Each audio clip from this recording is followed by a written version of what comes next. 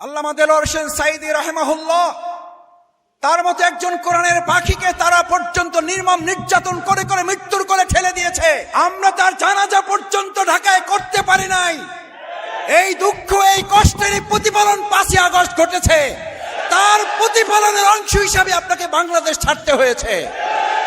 আপনি আমাদের জানাজা করতে দেন নাই, আর মানুষ আপনাকে বিদায় নিতে দেয় নাই।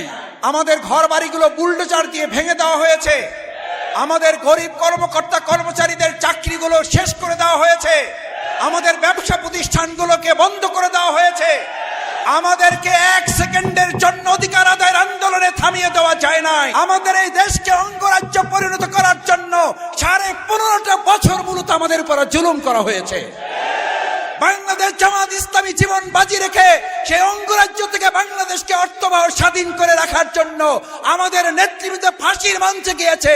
আমরা সেকেন্ডের জন্য পালিয়ে যায় নাই। জুলাই এবং আগস্টের 5 তারিখ পরবর্তী সময় পর্যন্ত ষড়যন্ত্র প্রতিরোধে শুধু বাংলাদেশ নয়, গোটা পৃথিবীতে যারা সোনার অক্ষরে নিজেদের নাম লিখিয়েছে, ইতিহাস তৈরি করেছে, আমাদের সেই সকল তরুণ যুবক